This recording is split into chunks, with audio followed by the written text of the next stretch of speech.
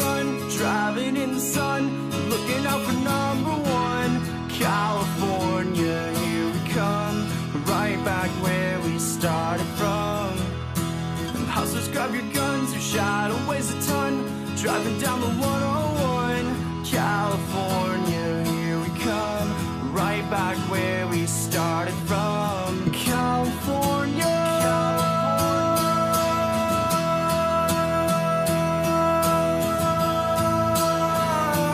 here we come.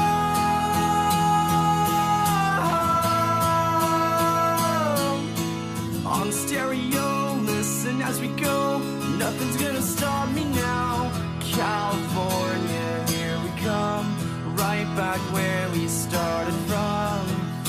And pedal to the This article comes by way of American Greatness, that's amgreatness.com, written by Edward Ring. I hope you enjoy. Apart from the fine weather unique to California, there is little stopping the homeless crisis that grips the state from infecting the rest of America. The Golden State's other, even bigger problem, unaffordable housing, is also coming to the rest of America. All the elements are in place. The problem of increasing homeless boils down to three fundamental policy failures: massive immigration, overpriced housing, and the inability of state and local governments to properly deal with homeless people. Volumes could be written about each of these problems because each one of them is symptomatic of deeper challenges. Immigration is fundamentally transforming our culture. Overpriced housing is only one element of the economic asset bubble that offers an illusory, unsustainable substitute for genuine economic growth. And our inability to deal with the homeless is just one more example of a stultified society, mirrored in legal disputes, bureaucratic inertia, and corruption. Before exploring how these three problems worsen homelessness, it's important to declare their larger significance. The way each of these problems affects homelessness and how each of them might be solved in order to resolve the problem of homelessness points the way to larger, more general solutions. The easiest of the three to understand is mass immigration. It is also the easiest to solve, which unfortunately is only to say the other problems are even tougher. Since 1965, more than 60 million people have immigrated to the United States. During that time, the total population has risen from just under 200 million to more than 325 million. In other words, immigration is responsible for at least 50% of the population growth in the United States during that time. In reality, the number is considerably greater than 50%. For example, the Brookings Institute estimates that between 2006 and 2017, the population of childbearing aged offspring of native-born Americans has fallen by 0.5% per year, while the population of childbearing age offspring of immigrants has risen by 3% per year. The point to all this is simple. Demand for housing in America has dramatically increased because of population growth, and population growth largely has been the result of immigration. One may argue all day that a rising population is necessary to ensure healthy economic growth, but that argument needs some important qualifiers. First, while it is generally true that a rising population is a good thing, how true it is depends greatly on what sort of population grows. When it comes to immigration, the data points to a complex mix. According to a summary of studies done on America's immigration population from 1970 to at least 2000, and possibly all the way to 2007, each new wave of immigrants was less educated relative to the natives than the wave that had come before. The article notes the education decline has ended, but the improvement has not led to economic successes. Another area where the dramatic increase in new immigrants, education did not result in a dramatic improvement in their situation, is welfare use.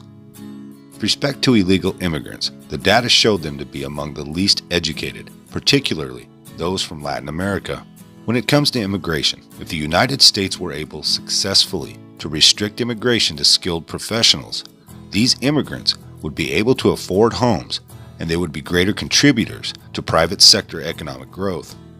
But there is a bigger challenge. What does optimal population growth look like? At what point do Americans decide that there are enough people living here and the downside to mass immigration outweighs the upside. Perfecting an economic model that accommodates slow population growth, or none at all, remains a challenge that no society has met anywhere on Earth. It is a challenge that is most often touted by the American left for reasons of economic sustainability. Yet the American left includes the most enthusiastic champions of mass immigration. Regardless of these nuances, mass immigration has increased the demand for housing in the United States. This has driven up the price of housing, which has left low-income residents, millions of whom are low-skilled illegal immigrants, either homeless or barely hanging on to an overpriced rental. Political mistakes have artificially restricted the supply of housing. Returning to numerically moderate, merit-based immigration policies with secure borders is a cakewalk compared to rolling back the political mistakes that have restricted the supply of new housing. Across the nation, but especially in blue states like California, it has become extremely difficult for a property owner to develop housing on their land. The array of forces working to restrict housing is daunting. Virtually all enlightened politicians, powerful environmental pressure groups, big land developers, and the financial sector. In California, for years, state legislation has made it nearly impossible for developers to construct new housing outside the so-called urban growth boundary. Instead, development is redirected into the footprint of existing urban areas. Environmentalist laws such as California's Environmental Quality Act, CEQA, create additional barriers. California's legislature has now made it necessary for new home construction to be 100% energy neutral by 2020, greatly increasing building costs. Where the environmentalist-inspired mandates leave off, insatiable public sector greed kicks in. According to a study last year by the San Francisco Bay Area Planning and Urban Research Association, the lowest per-house city service and impact fees were $20,000 in Sacramento, of all places. The highest fees were a mind-boggling $160,000 per home in Fremont, a city in the San Francisco Bay Area. What is the true motivation for these outrageous fees, ostensibly to pay for public services associated with new homes? Excessive public sector compensation negotiated by government unions that exercise almost absolute control over California's state and local politicians. In California, public employees collect, on average, twice as much in pay and benefits as the average full-time private sector employee. The biggest cause of this excess? Public sector pensions and retiree health care, which for retirees in California, with 30 years of government service, average well over $70,000 per year.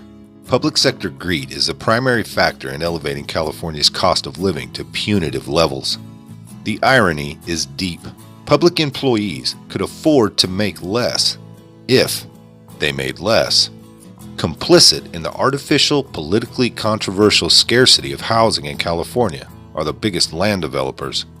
These politically connected large firms can afford to wait years, if not decades, for their projects to gain approval. And they can afford to pay thousands, if not millions in fees to attorneys, consultants, and government agencies long before they ever reap any profit. When they finally sell their housing developments to consumers trained to pay thousands per square foot or more, their profits are fat indeed. No discussion of California inflated housing values is complete without explaining the benefit these bubble values import to financial interests. Mortgage lenders build their base of collateral. Pension funds see their real estate portfolios yield impressive gains. Public entities realize growing property tax receipts. But asset bubbles do not constitute economic growth, and pursuing this economic strategy is both exploitive and unsustainable. Insufficient supply in the face of unprecedented demand aren't the only reasons California has a homeless problem.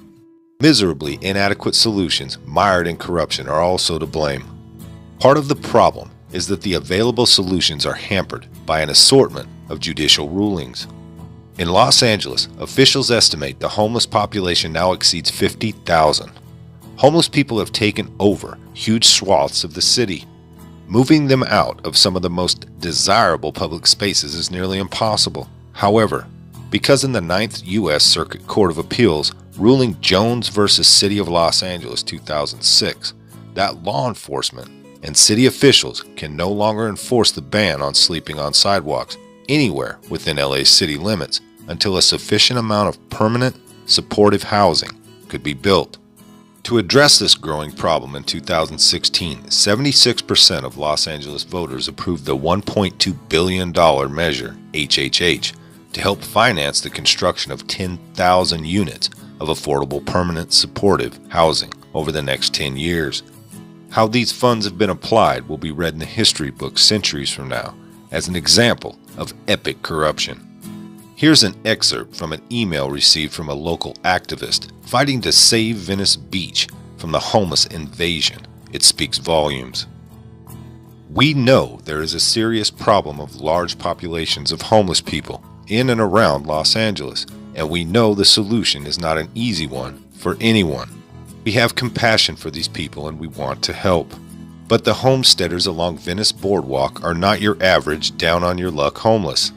They are mostly either out of prison left on the streets with nowhere to go, or bohemian drifters and runaways who are hooked on drugs and choose this lifestyle.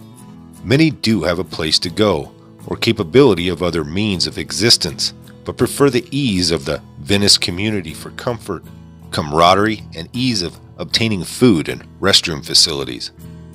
Clearly, the homeless encampment in Venice Beach, where well over 1,000 vagrants are estimated to reside, are destroying that community. The city's response: converting a 3.2-acre city-owned parcel into a homeless shelter capable of holding, get this, about 100 people. The shelter in progress, which will be wet, meaning vagrants who are intoxicated will be allowed to enter the shelter, is located less than 500 feet from the beach. In a less corrupt city, that property could be sold and the proceeds could be used to set up and maintain a tent city housing thousands of people. This next excerpt from another email received from a neighborhood activist in another afflicted part of Los Angeles explains what's really going on. Unfortunately, there is too much money involved for anyone to be considering tent cities. The costs are running between $400,000 and $500,000 per unit for the projects.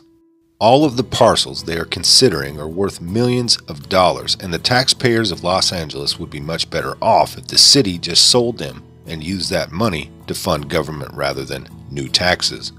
Everyone at the city hall is pushing these facilities. The city has billions to spend on them. The city council members get campaign donations from the developers. The developers then use our money to build these buildings. The buildings are then handed off to a nonprofit with long-term contracts to run them. When we showed up to protest the Sherman Oaks proposed sites, our opposition consists of LAHSA, the United Way, and a bunch of other so-called nonprofits that stand to get big dollars from these sites. These inflated costs are well documented. This absurd waste is repeating itself throughout California. It isn't impossible to fix a problem of inadequate, unaffordable housing and a booming homeless population.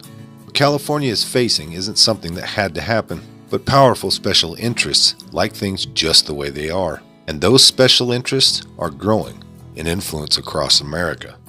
At the national level, the push for open borders might be unstoppable thanks to the peculiar alliance between all Democrats who want to import sympathetic voters, hard leftist globalists who want to undermine and ultimately destroy America as we know it, libertarian globalists naively standing on principle, and big business interests hoping to suppress wages. That's a tough coalition to crack. But it gets worse. Perhaps even more influential is the financial elite, who have decided on a macroeconomic level that the real estate asset bubble must be maintained in order to preserve credit-enabling collateral. These financial wizards view immigration-fueled population growth as an essential factor in maintaining a high demand for real estate.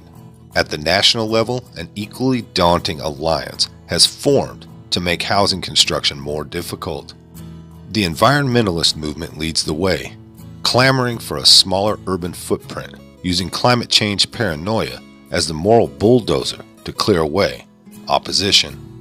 But the bulldozer is rarely necessary. The intelligentsia, that is, mainstream media, think tanks, and Thought leaders in the professions of architecture, design, construction, engineering, and infrastructure has glommed onto the smallest beautiful theme, pushing for new urbanism, smart growth, infill, urban containment, transit villages, light rail, densification, and so on. But they're not alone. Right behind the environmentalists are the public employees, whose pension funds and property tax revenues are goosed by real estate bubbles. On a parochial level, but more often than not, an additional incentive cities have for densification and urban containment is that it keeps development within their municipal borders, within contained areas, lowering the per capita cost of providing public services at the same time that it grows revenues.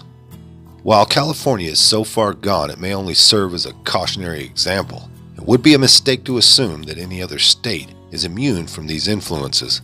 In Texas, a state where homes remain affordable, voters in November elected a Democrat as the new chief executive of Harris County. Don't laugh. Harris County is the third largest county in America, covering all of Houston and Greater Houston, with more than 4.5 million residents. One may safely presume that Democrats will push for restrictions on housing using the same tactics they used in California, i.e., urban containment, environmentalist construction mandates, and escalating fees. But the surprise election of Democrat Lena Hidalgo, a 27-year-old with no government experience, is not the first wave assault on home affordability in Houston. It's the next wave. Despite the success Houston has had to date with minimal zoning and practical flood control infrastructure, the zealous experts are trying to change everything. Instead of upgrading flood control channels and levees, they are proposing mandatory elevated homes, something that would cost more and desperately harm low-income neighborhoods. And of course the experts are advocating for the creation of a thick, meaning denser city, with an enhanced role for traditional transit. Houston, beware. Everything the smart growth crowd asks for, they're going to get, as long as Democrats and their coalitions of big business, big labor, unionized government, financial predators, environmentalists, nonprofits, and their army of trial lawyers are in charge. The war for California was lost. California now has to be recaptured, if that's even possible. The war for Texas is on, with the largest metropolitan area in enemy hands. America, the scarcity profiteers are coming for you. Well, that's about it for part 1 of this series. If you liked it, hit that like button. Subscribe if you haven't. Leave a comment down below. There's a PayPal link in the description box, so please put $1 in the bucket on the way out the door. I want to thank everybody for all your donations. They're much needed and much appreciated. And with that being said, we'll see you next time. All right. Come on, move. Move. Easy, easy.